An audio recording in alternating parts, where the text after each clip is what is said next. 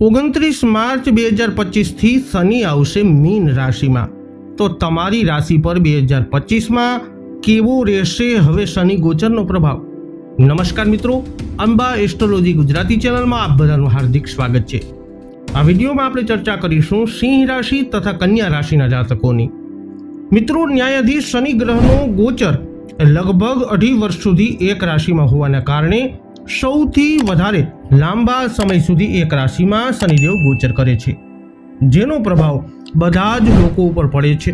શનિનું mean રાશિમાં ગોચર કરવાથી મેષ રાશિને પહેલા ચરણની, મીન રાશિને બીજા ચરણની અને કુંભ રાશિને છેલ્લા ચરણની સાડાસાતી પ્રભાવિત કરવાની છે।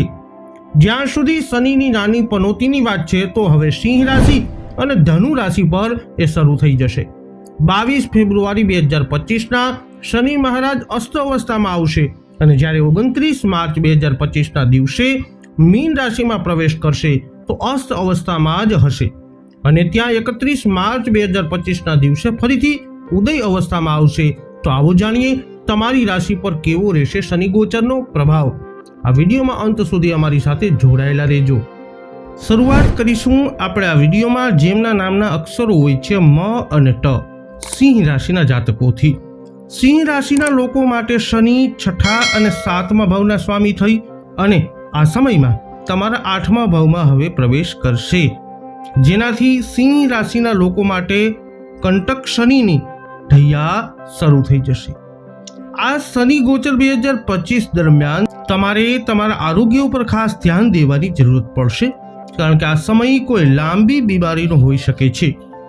તમારે નાનામાં નાની બીમારીને પણ આ સમયમાં નજરઅંદાજ કરવાથી બચવું પડશે, જેનાથી તમે કોઈ મોટી બીમારીની ચપેટમાં આવવાથી બચી શકો।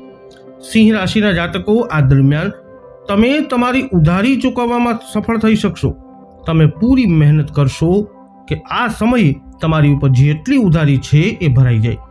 બીમારી સામે લડવા માટે તમને શક્તિ મળશે। કોર્ટ કચેરીના વિષયમાં સફળતા મળશે, પરંતુ તમારે પૈસા બહુ વધારે ખર્ચ કરવા પડી શકે છે। ખર્ચમાં વધારો થશે।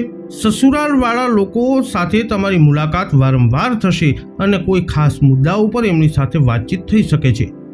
અહીં વિરાજમાન થઈ અને શનિ મહારાજ તમારા 10મા ભાવ, બીજા ભાવ અને 5મા ભાવને જોશે, જેનાથી કાર્યક્ષેત્રમાં ઉતાર ચઢાવનો સામનો કરવો પડી શકે છે, પરંતુ તમે શાંત રહી અને વધારે મહેનત કરશો તો કાર્યક્ષેત્રમાં સફળતા અવશ્ય મળશે। જુલાઈથી નવેમ્બરની વચ્ચે કાર્યક્ષેત્રમાં ઉતાર ચઢાવ રહી શકે છે, એનું ધ્યાન રાખો અને આરોગ્યનું પણ વિશેષ ધ્યાન રાખો। એના પછીનો સમય સફળતા આપવાવાળો સાબિત થઈ શકે છે। હવે વાત કરીશું જેમના નામના અક્ષરો હોય છે પ, ઠ અને હણ, કન્યા રાશિના જાતકોની। તો કન્યા રાશિના લોકો માટે શનિ 5મા ભાવ અને 6ઠા ભાવના સ્વામી છે અને આ ગોચર દરમિયાન તમારા 7મા ભાવમાં આવવાના છે, જે લાંબી ભાગીદારીનો ભાવ છે। આ દરમિયાન તમારા પ્રેમ લગ્ન થવાનો યોગ કન્યા રાશિના જાતકો બની શકે છે।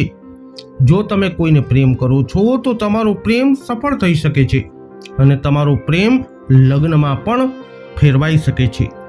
આ સમયે તમે લગ્ન અથવા વેપાર માટે અથવા કોઈ જરૂરી કામ માટે બેંક લોન વગેરે લેશો તો એમાં તમને સફળતા મળી શકે છે।